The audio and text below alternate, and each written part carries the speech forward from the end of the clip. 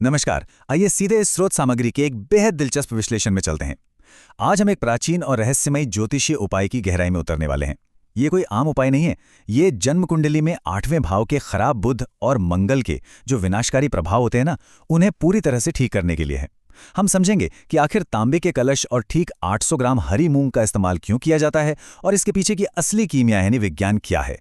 इस पूरी चर्चा को हमने तार्किक रूप से 5 हिस्सों में बांटा है। पहला, 8वें भाव का दुष्प्रभाव। दूसरा, ज्योतिषीय तर्क और सामग्री। तीसरा, बर्तन तैयार करने की विधि। चौथा, जल प्रवाह की मुख्य विधि। और पांचवा, उपाय के अन्य विकल्प। तो चलिए बिना देर किए आगे बढ़ते हैं। सबसे पहले बात करते हैं भाग 1 की, 8वें भाव के दुष्प्रभाव और खराब बुध के भयंकर परिणामों के बारे में। स्रोत सामग्री में एक बहुत ही गहरी और थोड़ी डराने वाली तुलना की गई है। जरा इस बात पर गौर कीजिए। 8वें भाव का बुध मरे हुए व्यक्ति पर चढ़े फूलों के समान है। ये रूपक सच में रोंगटे खड़े कर देता है।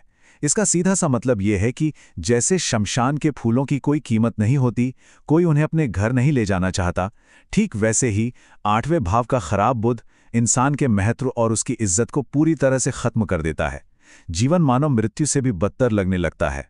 और इसके असर भी अचानक और बहुत गंभीर होते हैं, जैसे अचानक होने वाली भयानक दुर्घटनाएं, आय के स्रोत बंद हो जाने से होने वाला भारी आर्थिक नुकसान और यहां तक कि कार्यस्थल पर मिलने वाला धोखा या अचानक नौकरी से निकाला जाना।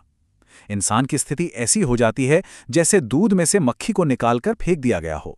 पैसा, सम्मान और मानसिक शांति सब छिन जाते हैं, जिसे एक तरह से कुष्ठ रोग जैसी एकाकी और दर्दनाक स्थिति बताया गया है। जाहिर है, ऐसे में एक शक्तिशाली ज्योतिषीय समाधान की तुरंत जरूरत महसूस होती है। अब आते हैं भाग 2 पर, ज्योतिषीय तर्क और सामग्री। आखिर ग्रहों का सटीक संतुलन कैसे बिठाया जाता है?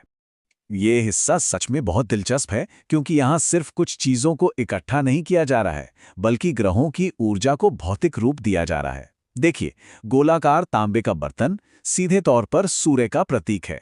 इसके अंदर जो साबुत हरी मूंग की दाल है वो बुध है, और निरंतर बहता हुआ जल चंद्रमा का प्रतिनिधित्व करता है। इसके पीछे का गहरा विज्ञान ये है कि जब सूर्य और बुध की ऊर्जा मिलती है तो वो एक कमजोर मंगल को ताकत देती है, और फिर जब इस पूरे संगम को चंद्रमा यानी शीतल जल को सौंप दिया जाता है तो जीवन की सारी भयंकर नकारात्मकता पूरी तरह शांत हो जाती है ना कमाल का तर्क? तो ये तो हो गया तर्क। अब बढ़ते हैं भाग 3 की ओर। बर्तन तैयार करने की सही विधि क्या है? यहां एक बात बिल्कुल स्पष्ट कर लेनी चाहिए। मात्रा में कोई भी समझौता नहीं हो सकता। वजन एकदम सटीक होना चाहिए, ठीक 800 ग्राम, और वो भी साबुत, बिना पॉलिश की हुई छिलके वाली हरी मूंग की दाल। यही बुध का सही और पूर्ण प्रतिनिधित्व करती है। अगर इसमें थोड़ी सी भी चूक हुई तो इस प्राचीन उपाय का असर कम हो सकता है। अब इस उपाय का सबसे अहम और रहस्यमयी चरण आता है, बर्तन को सील करना। सबसे पहले उस तांबे के बर्तन में वो 800 ग्राम हरी मूंग भरनी है, फिर उसका ढक्कन कसकर बंद करना है। लेकिन बात यहीं खत्म नहीं होती। तीसरा और सबसे अनिवार्य कदम यह है कि उस ढक्कन को चांदी और रांगे यानी टिन से गर्म करके पक्का टांका लगाना है। इसे स्थायी रूप से सील करना बेहद जरूरी है, ताकि सूर्य और बुध की ऊर्जा हमेशा के लिए एक साथ कैद हो जाए और बाहर ना निकल सके। चलिए, बर्तन तैयार हैं। अब आते हैं भाग 4 पर, जल प्रवाह की मुख्य विधि और इसे सही तरीके से कैसे किया जाए। इस शक्तिशाली उपाय के काम करने के लिए समय का जो चुनाव है वो सबसे ज्यादा मायने रखता है। नियम यह है कि ये मुख्य विधि जन्मदिन से ठीक 34 दिन पहले शुरू होनी चाहिए। ये 34 दिनों की उल्टी गिनती ही सफलता की असली चाबी है, ताकि वर्षफल के हिसाब से ग्रहों की चाल को बिल्कुल सटीक तरीके से सुधारा जा सके। और ये पूरी प्रक्रिया लगातार 2 दिनों तक चलती है, किसी बड़े अनुष्ठान की तरह। शुरुआत होती है मंगलवार से। इस दिन एक मिट्टी के बर्तन में शहद भरकर उसे किसी सुनसान या वीरान जगह पर जमीन में गहरा दबाना होता है। फिर ठीक अगले दिन यानी बुधवार को वो टांका लगा हुआ और सील किया गया तांबे का बर्तन किसी बहती नदी या जल स्रोत में प्रवाहित करना होता है।